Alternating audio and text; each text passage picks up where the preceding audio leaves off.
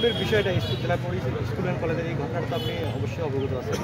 তো এই বিষয়ে আসলে শিক্ষার্থীদের মধ্যে একটা ক্ষোভের জন্ম নিয়েছে যে আসলে ঘটনার আজকে 3 থেকে 4 দিন পার হয়ে গেলে কিন্তু এই বিষয়ে আইন শৃঙ্খলা বা প্রশাসনের পক্ষ থেকে তেমন কোনো পদক্ষেপ গ্রহণ করা যায়নি। এবং এই স্কুলের ছুরিকাঘাত যে একটা ঘটনা, এটাও দেখা যাচ্ছে যে এই উপজেলার শিক্ষার্থীদের মধ্যে একটা আতঙ্ক ছড়িয়ে দিয়েছে। অনেক শিক্ষার্থী আছে ভয়ও নাকি আমি বলি আতঙ্কিত হওয়ার কোনো কারণ নেই। উপজেলা প্রশাসন গত বৃহস্পতিবার এই ঘটনা ঘটার পরে আমার স্কুলের ছাত্রছাত্রী তারা আমার কাছে আসে।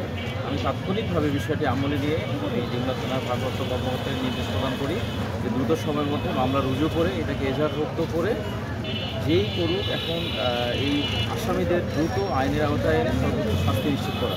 তার প্রেক্ষিতে ডিমলা থানায় 23/2025-26 মামলা রুজু হয় এবং পরবর্তীতে আমরা ভারপ্রাপ্ত অধ্যক্ষের সাথে কথা বলে ওই ছাত্রত্ব আমরা তাকে বহিষ্কার করি।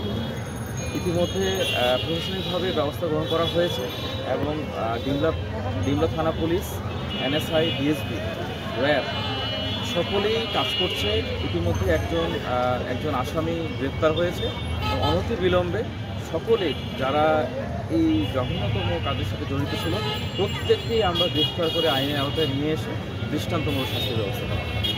ভবিষ্যতে এই ধরনের ঘটনা এড়ানোর জন্য আপনাদের কি কোনো পদক্ষেপ আছে কি? ইনশাল্লাহ আমরা প্রত্যেকটি স্কুলে আমরা এখন ইনস্ট্যান্ট যাব। আমরা এখন এই ধরনের আমরা কিছু গণসমাবেশ করব ছাত্রদের অ্যাওয়ারনেস বিল্ডিংয়ের জন্য। এর পাশাপাশি আমরা ছাত্রদের তাৎক্ষণিকভাবে গিয়ে তাদেরকে আমরা প্রত্যেকটা শিক্ষকের নির্দেশ দিব যে সন্দেহজনক কোনো শিক্ষার্থী আছে কিনা যারা এই ধরনের কার্যক্রম করে তাদেরকে আমরা আইনের আওতায় এনে তাদের আমরা ব্যবস্থা গ্রহণ করি। কিন্তু স্কুল কলেজগুলোর সামনেতেই দেখা যাচ্ছে মুদির দোকান, চায়ের দোকান এবং সেখানে বহিরাগতদের আড্ডা।